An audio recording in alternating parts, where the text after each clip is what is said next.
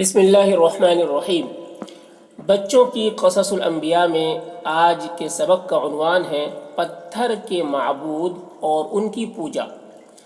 کس طریقے سے پتھر یہ معبود بن گئے اور ان کی پوجا شروع ہو گئی۔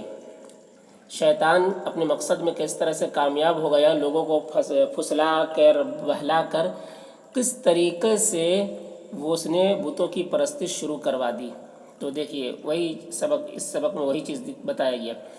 تو پتھر کے معبود اور ان کی پوجا۔ ان کی اولاد دیکھتی تھی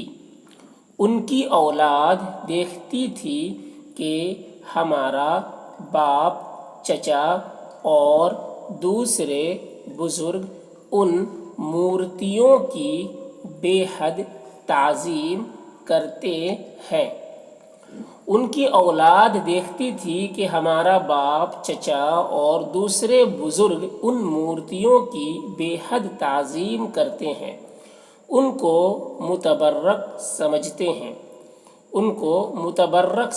ہیں۔ متبرک یعنی بابرکت، برکت حاصل کرنے کی چیز اس کو سمجھتے ہیں، ان کو متبرک سمجھتے ہیں، ان کو چومتے ہیں۔ یہ کون دیکھتے تھے؟ ان کی اولاد، جن کو شیطان نے جن لوگوں کو بہلایا تھا، پھسلایا تھا، ان لوگوں کی اولاد دیکھتی تھی اپنے باپ کو، چچا کو، بزرگوں کو دیکھتے تھے کہ وہ ان مورتیوں کی کس طریقے سے تعظیم کرتے ہیں، ان کو چومتے ہیں، ان کے پاس کھڑے ہو کر دعائیں مانگتے ہیں، اور جب ان مورتیوں کے پاس آتے ہیں تو تعظیماً ان کے آگے سر جھکا دیتے ہیں۔ تو تعظیماً یعنی تعظیم کے طور پر، تو تعظیماً ان کے آگے سر جھکا دیتے ہیں اور ان کے سامنے جھک جاتے ہیں۔ دیکھتے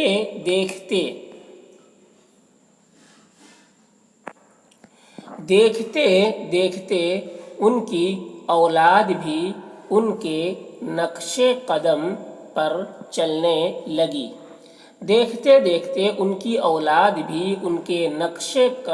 نقش قدم یعنی ان کے قدم کے نقشے پر، یعنی ان کے طور طریقے پر چلنے لگی۔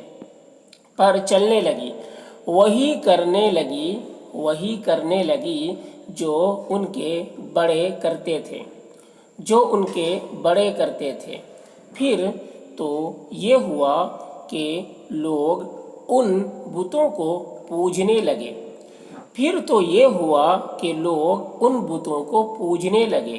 ان کو سجدہ کرتے تھے، ان سے سوال کرتے تھے، ان کے نام کی قربانی کرتے تھے۔ اس طرح تصویریں مورتیاں بنی اور مورتیوں سے معبود بن گئیں۔ لوگ اللہ کو چھوڑ کر حقیقی معبود کو بھلا کر ان بتوں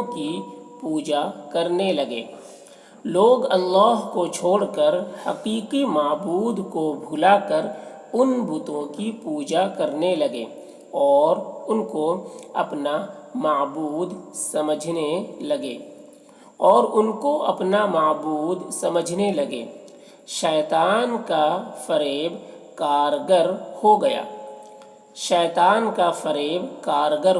فریب دھوکہ کارگر ہو گیا، یعنی فریب ان کا چل گیا، کامیاب ہو گیا، کام اس کا بن گیا۔ شیطان کا فریب کارگر ہو گیا اور وہ اپنے مقصد میں پوری طور سے کامیاب ہوا، اور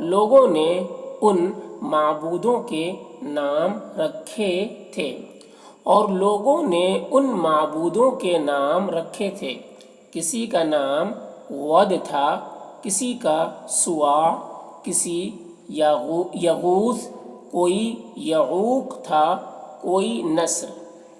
کسی کا نام ود تھا، کسی کا سواع، کسی یغوث، کوئی یعوق تھا، کوئی نصر۔ تو اس طرح بتوں کے نام بھی رکھ دیے تھے۔